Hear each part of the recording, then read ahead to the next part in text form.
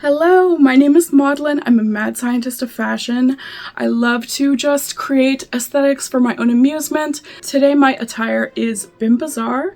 It's basically like when bimbocore and weirdcore have a baby. Just when bimboism gets really strange. Here are a couple of examples of Bimbozar looks that I've done over the last year.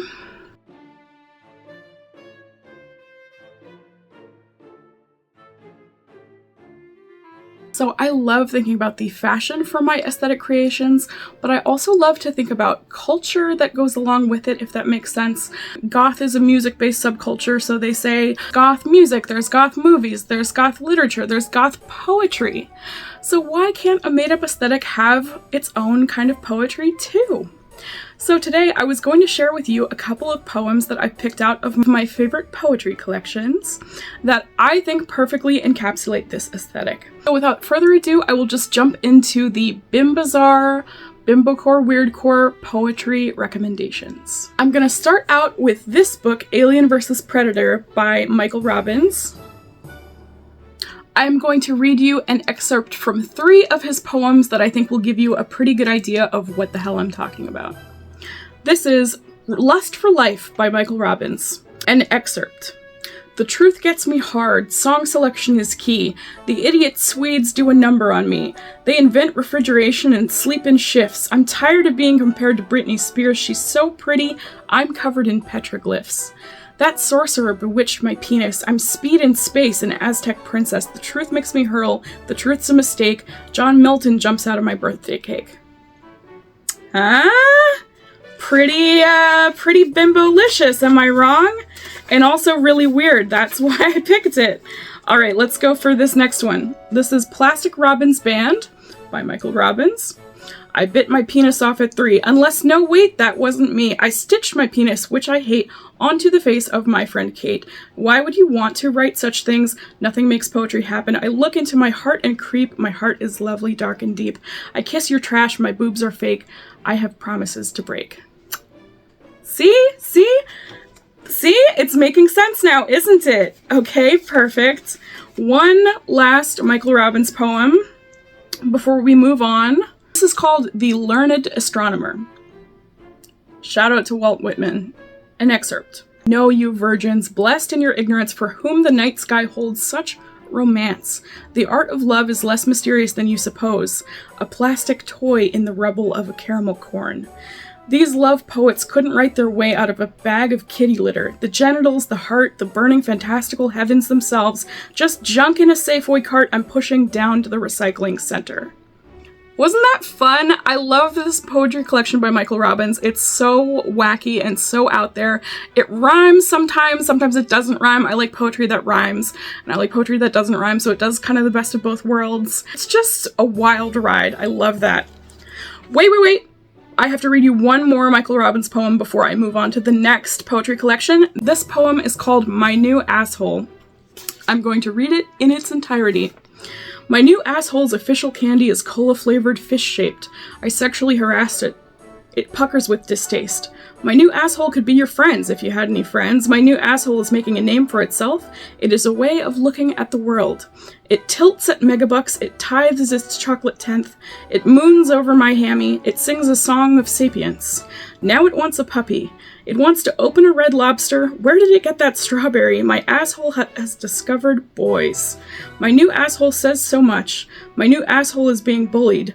It occurs to me that I am my new asshole. I am talking about myself again. So yeah, perfect bimbocore, weirdcore mashup going on in Alien vs. Predator by Michael Robbins. Next, this is controversial. I'm gonna read you something from Howl. Not, I don't think it's actually, it's from the footnote to Howl. So, the beat poets to me kind of fit into this genre of, I know how to party, I'm a slut, I'm weird as fuck, let's go. Footnote to Howl. Holy, holy, holy, holy, holy, holy, holy, holy, holy, holy, holy, holy, holy, holy, Holy. The world is holy, the soul is holy, the skin is holy, the nose is holy, the tongue and cock and hand and asshole holy. Everything is holy, everybody's holy, everywhere is holy, every day is an eternity, every man's an angel. The bum's as holy as the seraphim, the madman is holy as you are, my soul are holy. The typewriter is holy, the poem is holy, the voice is holy, the hearers are holy, the ecstasy is holy, holy Peter, holy Alan, holy Solomon, holy Lucian, holy Kerouac, holy Hunky, holy Burroughs, holy Cassidy, holy the unknown buggered and suffering beggars, holy the hideous human angels, holy my mother in the insane asylum, holy the cocks of the grandfathers of Kansas, holy the groaning saxophone, holy the bop apocalypse, holy the jazz bands, marijuana hipsters, peace, junk, and drums, holy the solitudes of skyscrapers and pavements, holy the cafeterias filled with the millions, holy the mysterious rivers of tears under the streets. I mean, come on. Now, the beat poets are steeped in controversy. Allen Ginsberg, controversial guy. This particular poem, however, I think fits very nicely into I'm a whack job and I know how to party. Next, I'm going to dive into Mechanical Bull by Rennie Ament. I don't think I'm saying that right. Starting with Cluster B. Cluster B by Rennie Ament. Today's fat as a ham. It's hot. We walk past obsolete taxis. Let sunshine pat our pâtés. Finish our date with stone crab's legs on paper plates. Then you send up a trial balloon by whipping yinglings at seagulls and squeezing my arms. You say, incredibly soft, the arms of bigger girls. By sitting still, I signal I sit still. My middle name is Company. Your Christian name is Company. We're in business together, and I have all the capital. I have the human feelings. I have the voice that goes up and down. You have the grift of pills you gift to people so they will like you. Let's hone in on the facial recognition software sector. You can't do anything wrong if I am so nice and the day so edible. Lots of like little peppery naughtinesses going on there. Love that. Next, this is a really good poem that I like a lot. I think is perfect for bimbos who don't particularly love men as a group. Just listen up. Example of disgust. For years I've had this image in my head, a man holding a piece of shit. He presents it to me the way a toddler holds up a chewed-up apple core to mom. He claims he wants me to throw it away, but really he wants me to bronze it like a pair of baby shoes. When I picture him as an animal, he's an octopus. When I picture myself with the octopus, I'm a sushi chef. I tenderize him with a club, which enrages me. It would turn the human version of him on. She's something else. I love Rennie. One last poem from Rennie before we move on. This is called Poem That Used to Have Lines from the Tempest. I have lush grass in my mouth. Come sit, come mess with my unplumbed sum. Let your finger at leisure destroy my mute and my hermetically sealed baggie of spit. I treasure whatever will stay in the room. It's a skill I developed of knowing no. And if it goes well, we can bury our wit in the small mammal graveyard at Sutton and Forth. On its back, in the dark, no soft strands of light snaking through. Now we are tulips whose main function is pedaling down as fast as possible. How do I help? I'll write you a wife who hates my hair. Your wife can stop by to thank me in half. Love you, Rennie. Mechanical Bull, Rennie Ament. Next up is Archie and Mehitabel by Don Marquis. This collection requires a little backstory. Don Marquis was a poet who was writing in the 30s. Basically, Archie is a cockroach with the soul of a reincarnated poet. Mehitabel is a cat who claims she has the reincarnated soul of Cleopatra. Mehitabel is a very glamorous and world-weary cat. I think she's one of us. This is the Song of Mehitabel, an excerpt. With a ribbon my neck to fit, and bells tied on to it. Oh, what the hell, what the hell. But a Maltese cat came by, with a come-hither look in his eye, and a song that soared to the sky, and what the hell, and I followed him adown the street, the pad of his rhythmical feet. Oh, permit me again to repeat, what the hell, what the hell.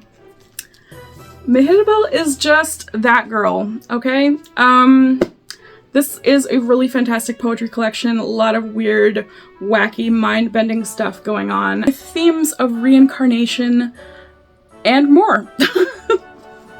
The last poem I'm going to read is from a collection called Monsterverse. This is from the Everyman Poetry Library. I love their poetry collections. They have such good choices. So this is Monsterverse, so these are poems about monsters, being monstrous, that sort of thing. This is a poem called To His Shy Mistress, Broken Rules series by Suzanne Loomis. It starts off with a quote that says, "No dead metaphors, Donald Hall. Your eyes are deep pools, your cheeks roses, your lips rubies, my love, my monster. On seeing you, the maid dropped the heirloom china. What commotion! Fair Ellen, furious I hadn't chosen her, fainted toward the arms of her second choice. Men blanched and shrank inside their greatcoats, became, I think, the small men they really are. Mistress, no wonder you are shy. When we linger near the arboretum, near the roses, bees engage the roses of your cheek. Small insects drown in those azure pools. It's difficult for both of us, your lips hard, though not difficult to kiss, like flesh turned to marble by a peevish, jilted god. Nights I lie weeping in your arms. You tease that if my eyes fill too, you might drown." The gist of the poem is this woman has literal deep pools for eyes, literal roses for cheeks, literal rubies for lips. She's a beautiful monster. And the person writing the poem is absolutely in love with her.